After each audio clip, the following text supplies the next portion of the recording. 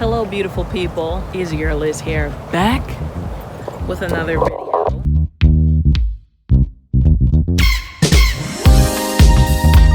Like, I need y'all to tell me, I like to do videos when I'm out, if I have something, you know, doing stuff, even if it's just a video where I'm just talking about something. I feel like it's better than just being static and sitting down. Like, does anyone else agree with that?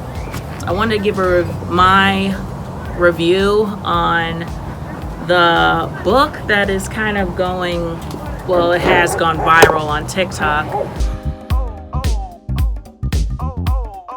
Like, overall, I felt like the writing was okay. Like, it wasn't like particularly amazing, and it also wasn't bad. Honestly, when I was reading, I was thinking this seems like a 50 Shades of Grey, a diet 50 Shades of Grey with this guy who's like super hot and super rich, and like, you know, it was like those kind of tropes. I'm like, are we still doing that? Like, we're still doing that in books now? Okay. Because we were doing that when I was a teenager. You read a book about a girl who meets a guy she's just a regular girl, and he's just like in love with her. He takes her away, or turns out he's like the son of a billionaire, or he's like a prince. Yeah, so like everybody is like going crazy over Atlas' character. I'm just like, it's giving mid. It is giving mid.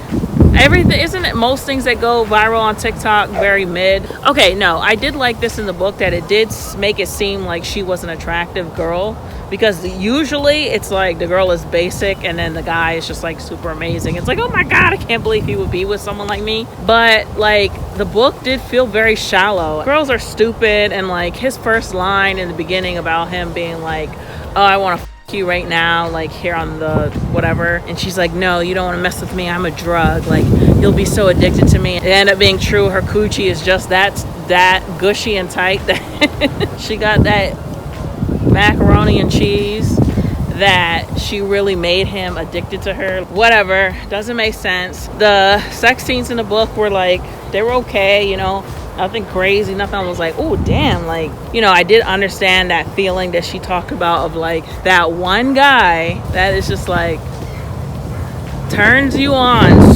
so like can touch you with his finger, and you just be like, ah. You just like freaking melt. I also think Atlas's character, you know, the fact that he was homeless, it was like, I didn't really like, I felt like they made him too pathetic. And then now the fact that he's like, you know, a millionaire now in his own right. All this shit that she kept subtly doing to try and get back to him, which I think was good in a way, because it would show us that like you could do something wrong, you can do something foul in your relationship, but that still doesn't give someone the right to put their hands on you. She did some foul shit and she kept denying it, and she kept doing it over and over again. Now, he should have just left her ass alone when he really suspected this and started seeing this happen. And then, you know, his anger, I don't know, it was like, I wish it would have been more subtle. Like, I don't know, something about the way his anger came off.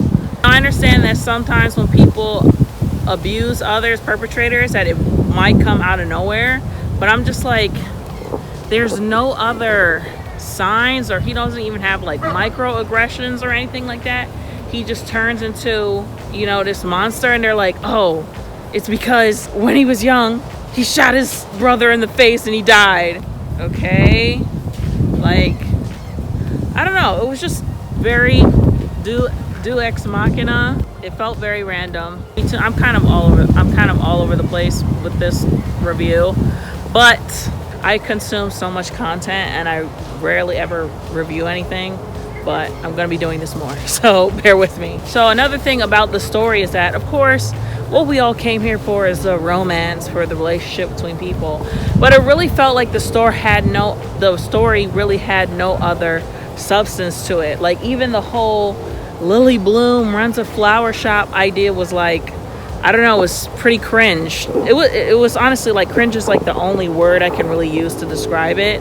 The whole cyberpunk gothic flower shop vibe was like, they were like, oh my god, and then we can make black flowers, we can make flowers for people who don't like flowers. She's like, yeah, that sounds like a great idea. And I was like, no it doesn't. That sounds fucking stupid. That sounds like a horrible idea. You're trying to be a business about flowers, like your market, like your clientele. Like that part, I was like, okay, I don't really understand. I didn't really see her as a flower shop owner. It just really seems kind of stupid to me. Yeah, Atlas's character was just like, he only existed through her as a vessel. You know, I heard that in the sequel, his story is a little bit more flushed out, which I was like, there's no way in hell I'm reading the sequel to this. So I just went and watched like spoilers. I mean, it did keep me compelled. I finished it in like a week and change. The book is here on, you know, I don't want to mess it up for anybody, but you can find this book, audiobook, very easily. And then, okay, he's a chef. Okay, fine. Then he becomes like a amazing chef, and he's like he owns 3 restaurants. Why? Like, he could have had a really good one restaurant that was really nice. It's like Best of Boston or whatever, how they wanted to have it, but like they had to just turn him into like a millionaire. Like I don't know, it was just like weird, especially because Lily's father was the mayor, I think. So, I mean, but I don't know, that doesn't necessarily mean that you're rich. Well, definitely there's no way they could be rich because they was living in a neighborhood across from an abandoned house. So she wasn't rich. Like, why did the guy have to be rich? And then she became rich. It was just very corny. The sister, Ryle, stupid ass name. Okay, serious question.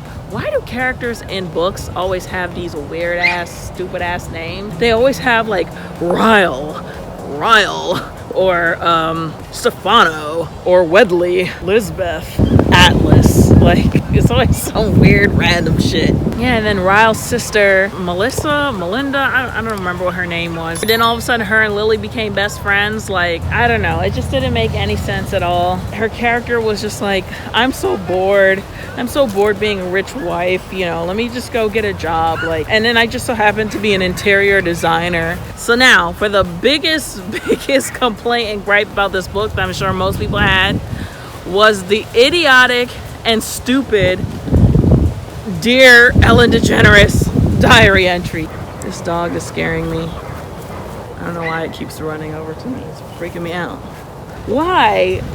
Not only did it age poorly because of all the controversy that's come out about Ellen DeGeneres.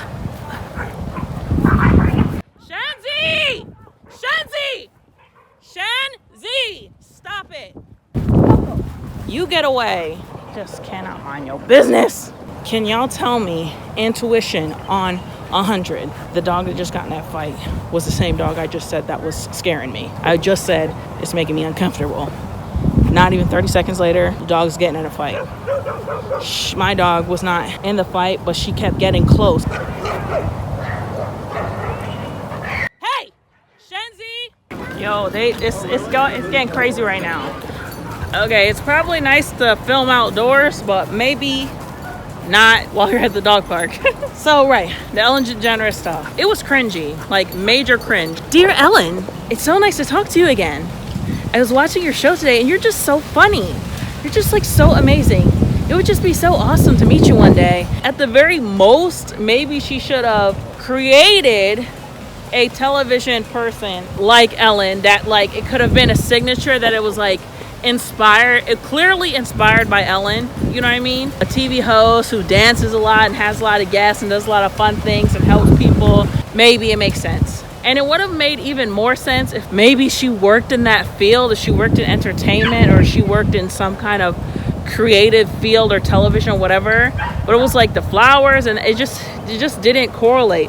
And so much of the book was spent her talking to Ellen. And then like she would record episodes of Ellen and like talk about how she watched them and like recap them. Her child's middle name is Dory because of Ellen, because of Finding Nemo. I don't know if it seemed dated in that kind of way. Like maybe it was dated, like maybe if the book was written in like 2010 or something, maybe. It did nothing. It didn't add to the story. In fact, I feel like it took away from it. It made it seem like the story didn't take itself seriously. My other big criticism, this is probably not PC. I don't like the idea of having a child by a man who has bit you and thrown you down the stairs to the point where you woke up in the hospital not knowing what the hell was going on. He's slapped her, shoved her. Did he choke her at some point? I think he did try to rape her at one point. But when she found out, it wasn't even a question. Like, she didn't even say like, should I have this? Should I do this? And you know, I mean, maybe for the author, that's not in her morals. So I was just like, so are we not gonna talk about this? Like, I mean, it's one thing to like shove someone, maybe slap someone, but to bite them and throw them down the fucking stairs, that is just like a next level of evil. If he put his hands on you, what do you think he's gonna do to your child? As someone who comes from a family who got beat a lot, in my opinion, she should have terminated that pregnancy and just disappeared on that motherfucker. Restraining order, all that. Because now you're tied to him forever. Now you about to go get with the guy that he always suspected you cheated on him with, that you're now with. That sounds like a murder unaliving waiting to happen, if you catch my drift. A recipe for family annihilation. I mean, it's just a story. I just didn't like that we didn't even have the conversation. What are we about to do about this? It was just like, yes, this baby is growing inside me, and what am I gonna do about Ryle? It would have been one thing if it's a guy that you're just not interested in anymore, but I feel like the level of violence, and from what I understand in the second book, he like he's still abusing her, like he pushes her and shoves her up and chokes her and shit like that. So it hasn't stopped. He hasn't gotten help, and now he's got custody. She lets him go with the child unsupervised. You can have your own belief system, whatever. I'm obviously not gonna tell another woman what she should do with her body, but I have an opinion about it. That's definitely for damn sure. And I was in an abusive relationship with a guy. If you haven't seen Dusty King, you have to see. I made a documentary about my abusive relationship, and I did get pregnant by him, and I had an abortion because there was no way in hell I was gonna have a child by that man and be tied to him for life. There was no way. Controversial, that's my opinion. I will say I do kind of like the way it ended. What would you do if someone did that to her? Well, you know, it made sense. Maybe not in the hospital, but it made sense. And I do like how the book said it ends with us. I actually had just watched a video of Joel Osteen. He talked about that, about generational cycles and traumas. It's really good. I actually wrote down something that he said in that sermon, and this was before I even read the book. Definitely, I feel like a message I needed to hear. Okay, he said, "This is where you say, it was passed down to me, but it won't get past me." I'll say that again. This was passed down to me, but it won't get past me. That's freaking fire, man. Bars. Like, her mom was in an abusive relationship, and she ended up in one, and she didn't even realize. My parents, I mean, I'm sure there was definitely a lot of mental and emotional abuse of each other going on there, but I was definitely like physically beaten and abused as a child. So it's not like I ended up in a relationship with an abusive guy. It's hard to break generational curses. And that was a message from the book that I really like. But you have to, at some point, put your foot down. Like, you can't just keep going with it. Like, I have something I'm still fighting right now. I do like that in the end, you know, she said, this was passed down to me. This dysfunction, this abuse, rage, anger, violence. It was passed down to me, but it won't get past me. It stops here. It stops right here because my daughter's not going to see that. Will she see it? Probably. She probably will, because he clearly hasn't gotten help for it yet. If it's not physical, then it's definitely going to be mental and emotional, and could even go as so far as to being physical with the daughter. You know, let's say the dad is talking bad about the mother behind her back or whatever, you know, and then she ends up getting in that relationship with a guy who's just a piece of crap like her bastard old daddy. So that's my review of It Ends With Us. I have some other books that I've started listening to. After this book finished, I was like thirsty. I was like, I need another one right now. So I did go out and get my Florida library card. So I finally have a library card down here, which means I was able to get the Libby app where I can read books, listen to books from the convenience of my cell phone. So anyway, thanks so much guys for listening. I promise you the next one will not be as chaotic, but I'll catch y'all soon. Bye.